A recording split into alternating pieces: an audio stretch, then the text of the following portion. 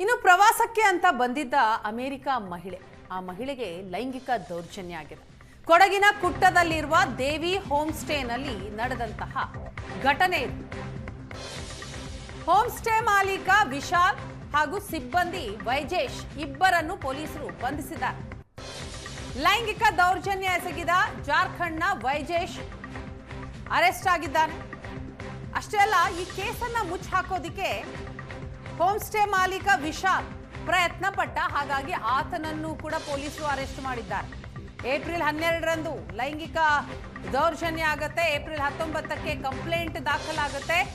April 20ಕ್ಕೆ ಪೊಲೀಸರು ಇವರನ್ನ ಅರೆಸ್ಟ್ ಮಾಡ್ತಾರೆ. ಇಬ್ಬರು ಆರೋಪಿಗಳಿಗೆ ಮೇ 3ರವರೆಗೂ ನ್ಯಾಯಾಂಗ ಬಂಧನ ಆಯಿತು. ದೂರು ಕೊಡದಂತೆ ಮಹಿಳೆಯನ್ನ 3 ದಿನ ಕೂಡಿ ಹಾಕಿದ್ರಂತೆ. ಅದು ಹೋಮ್ ಸ್ಟೇ ಮಾಲೀಕ ಮಹಿಳೆಯ ಮೊಬೈಲ್ ಅನ್ನ ಕಿತ್ಕೊಂಡು ನೀನೆಲ್ಲೂ ಕೂಡ ಕಂಪ್ಲೇಂಟ್ ಕೊಡಬಾರದು ಅಂತ ಹೋಮ್ ಸ್ಟೇ ಮಾಲೀಕ ಬೆದರಿಕೆ ಹಾಕಿದ್ನಂತೆ. ಅತ್ಯಾಚಾರ ಆರೋಪಿ ಮತ್ತು ಹೋಮ್ ಸ್ಟೇ ಮಾಲೀಕ ಇಬ್ಬರು ಕೂಡ ಈಗ ಜೈಲು ಪಾಲಾಗಿದ್ದಾರೆ. ಮೇ 3ರವರೆಗೂ ಕೋರ್ಟ್ ನ್ಯಾಯಾಂಗ ಬಂಧನ ವಿಧಿಸಿದೆ. ಅಮೆರಿಕದ ಅಧಿಕಾರಿಗಳನ್ನ ಸಂಪರ್ಕಿಸಿ ಘಟನೆಯ ಬಗ್ಗೆ ಮಹಿಳೆ ತಿಳಿಸಿದ್ದಾರೆ.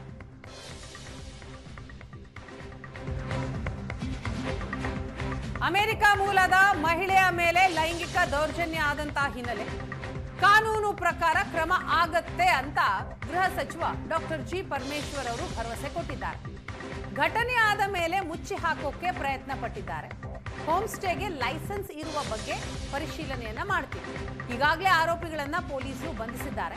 ಮಾಹಿತಿ ಪಡೆದ ಮೇಲೆ ಎಲ್ಲದರ ವಿವರವನ್ನ ಕೊಡ್ತೀನಿ ಅಂತ ಪರಮೇಶ್ವರ್ ಅವರು ಹೇಳ್ತಾರೆ. ಒಂದು SOP ಅನ್ನ ನಾವು ಎಲ್ಲ ಸರ್ಕ್ಯುಲೇಟ್ ಮಾಡಿದ್ದೇವೆ. ಇದೇನು ಹೊಸದಾಗಿ ಮಾಡಿರ್ತಕ್ಕಂಥದ್ದೆಲ್ಲ ನಮ್ಮ SOP ಸರ್ಕ್ಯುಲೇಟ್ ಮಾಡಿರೋದು. ಅವರು ಅದರ ಪ್ರಕಾರ ಕ್ರಮ ಮಾಡಬೇಕು.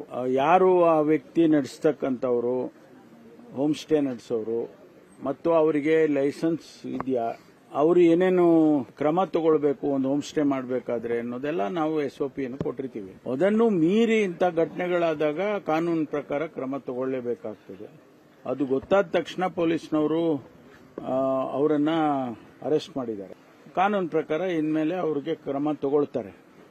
ಆದರೂ ಇದು ಇಂಥದ್ದು ಒಳ್ಳೆಯ ರಾಜ್ಯಕ್ಕಾಗ್ಲಿ ಸಮಾಜಕ್ಕಾಗ್ಲಿ ಒಳ್ಳೆಯ ಸಂದೇಶವನ್ನ ಕೊಡೋದಿಲ್ಲ. ಅದರಲ್ಲೂ ವಿಶೇಷವಾಗಿ ಹೊರಗಿನಿಂದ ಬಂದಂತವ್ರು ಫಾರಿನರ್ಸ್ ಏನ್ ಸಂದೇಶ ಹೋಗುತ್ತೆ ನಮ್ಮ ಸಮಾಜದ ಬಗ್ಗೆ, ನಮ್ಮ ದೇಶದ ಬಗ್ಗೆ? ಎಂಥ ಸಮಾಜ ಇದು ಸಂದೇಶ ಹೋಗುತ್ತೆ? ಅದಕ್ಕಾಗಿ ಇಂಥದನ್ನ ಬಹಳ ಕಠಿಣವಾದಂತಹ ಕ್ರಮ ತಗೊಳ್ಳೋದಕ್ಕೆ ತಗೋಬೇಕು. ನಾವು ತಗೊಳ್ತಾ ಇದ್ದೀವಿ. ಆದ್ಮೇಲೆ ಕೂಡ ಆಕೆಗೆ ಸಹಕಾರ ಕೊಡಬೇಕಾಗಿದ್ದಂತ ಮಾಲೀಕರು ಅವ್ರಿಗೆ ಕಂಪ್ಲೇಂಟ್ ಕೊಡದೇ ರೀತಿ ತಡೆದಿರೋದು ಅದೆಲ್ಲ ಈಗ ಘಟನೆ ಆದ್ಮೇಲೆ ಅದನ್ನ ಮುಚ್ಚು ಹಾಕೋದಕ್ಕೆ ಪ್ರಯತ್ನ ಮಾಡಿದ್ದಾರೆ ಅಂತ ಅನ್ಸುತ್ತೆ. ಸೆಕ್ಯೂರ್ ಮಾಡಿ ಅವರಿಗೆ ಜುಡಿಷಿಯಲ್ ಕಸ್ಟಡಿಗೆಲ್ಲ ಕೊಟ್ಟಿದ್ದಾರೆ. ಡೀಟೇಲ್ಸ್ ನನಗೆ ಅದನ್ನ ತಗೊಂಡು ಹೇಳ್ತೀನಿ. ನಾನು ಜಾರ್ಖಂಡ್ನವರು ಅಂತ ಹೇಳ್ತಿದ್ದಾರೆ. ಕೊಡಗಿನಲ್ಲಿ ವಿದೇಶಿ ಮಹಿಳೆಯ ಮೇಲೆ ಲೈಂಗಿಕ ದೌರ್ಜನ್ಯ ಆದಂತಹ ಹಿನ್ನೆಲೆಯಲ್ಲಿ ಇದು ನಮ್ಮ ರಾಷ್ಟ್ರದ ಪ್ರತಿಷ್ಠೆ ಮತ್ತು ಮೌಲ್ಯಗಳ ಮೇಲಿನ ಕಳಂಕ ಅಂತ CT ರವಿ ಅವರು ಆಕ್ರೋಶ ವ್ಯಕ್ತಪಡಿಸುತ್ತಾರೆ. ಅಷ್ಟೇ ಅಲ್ಲ, ಆರೋಪಿಗಳ ವಿರುದ್ಧ ಕಠಿಣ ಕ್ರಮ ಆಗಬೇಕು ಅಂತಲೂ ಕೂಡ ಆಗ್ರಹಿಸಿದ್ದಾರೆ. ಇದು ಅತ್ಯಂತ ನಾಚಿಕೆಗೇಡಿನ ಮತ್ತು ಸ್ವೀಕಾರಕ್ಕೆ ಅರ್ಹವಲ್ಲದ ಘಟನೆ. ಎಲ್ಲಾ ಆರೋಪಿಗಳ ವಿರುದ್ಧ ತ್ವರಿತ ಮತ್ತು ಕಠಿಣ ಕ್ರಮ ತೆಗೆದುಕೊಳ್ಳಬೇಕು. ವಿದೇಶಿ ಮಹಿಳೆಗೆ ನ್ಯಾಯ ದೊರಕಿಸಿ ಕೊಡಬೇಕು ಅಂತ CT ರವಿ ಆಗ್ರಹಿಸಿದ್ದಾರೆ.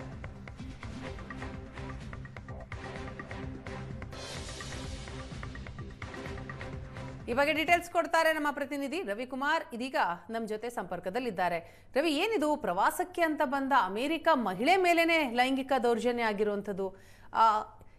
ಏಪ್ರಿಲ್ 12ನೇ ತಾರೀಕು ನಡೆದಂತಹ ಘಟನೆ ತಡವಾಗಿ ಬೆಳಕಿಗೆ ಬಂದಿದೆ. ಏನ್ ಕಾರಣ ಇದು? ಒಟ್ಟಾರೆ ಏನೆಲ್ಲ ಬೆಳವಣಿಗೆ ಆಗ್ತಾ ಇದೆ ಈ ಪ್ರಕರಣದಲ್ಲಿ?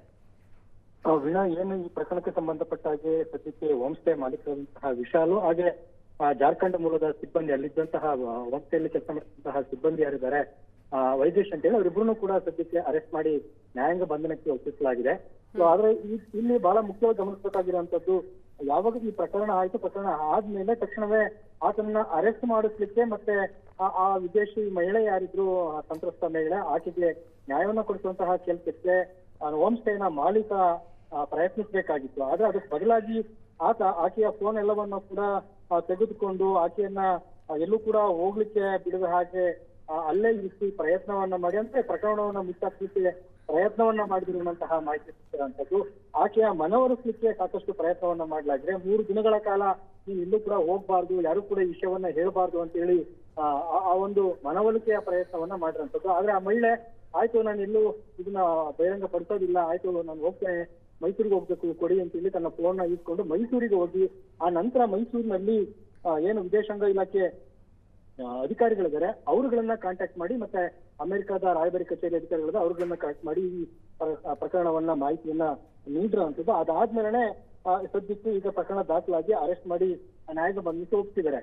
ಇಲ್ಲಿ ಬಹಳ ಮುಖ್ಯವಾಗಿ ಆಗ್ಬೇಕಾಗಿದ್ದಂಥದ್ದು ನಿಜವಾಗ್ಲೂ ಕೂಡ ಯಾವ ಕಾರಣಕ್ಕಾಗಿ ಈ ರೀತಿ ಈ ಪ್ರಯತ್ನವನ್ನ ಅಂದ್ರೆ ಪ್ರಕರಣವನ್ನ ಮುಚ್ಚಲಿಕ್ಕೆ ಪ್ರಯತ್ನವನ್ನ ಪಟ್ಟರು ಅನ್ನೋಂಥದ್ದು ಒಂದು ಗೊತ್ತಾಗ್ಬೇಕಾಗಿರೋಂಥದ್ದು. ಮತ್ತೊಂದು ನಿಜವಾಗ್ಲೂ ಮಹಿಳೆಗೆ ಮೇಲೆ ಲೈಂಗಿಕ ದೌರ್ಜನ್ಯ ಆಯ್ತಾ ಅಥವಾ ಆಕೆ ಮೇಲೆ ಏನಾದ್ರು ಸೆಕ್ಸುವಲ್ ಹರಾಸ್ಮೆಂಟ್ಗಳಾಯ್ತಾ ಅನ್ನೋಂಥದ್ದು ಇನ್ನೂ ಕೂಡ ಸಾಕಷ್ಟು ಗೊಂದಲದಲ್ಲಿ ಇರುವಂತದ್ದು. ಇನ್ನು ವಿಚಾರಣೆಯಲ್ಲಿ ಪ್ರಕರಣ ಇರೋದ್ರಿಂದ ಯಾವುದೇ ಮಾಹಿತಿಯನ್ನು ಕೂಡ ಕೊಡಗು ಪೊಲೀಸ್ ಇಲಾಖೆ ನೀಡಲಿಕ್ಕೆ ನಿರಾಕರಣೆಯನ್ನ ಮಾಡ್ತಿರೋಂಥದ್ದು. ಥ್ಯಾಂಕ್ ಯು ರವಿಕುಮಾರ್ ತಮ್ಮ ಡೀಟೇಲ್ಸ್ಗಾಗಿ.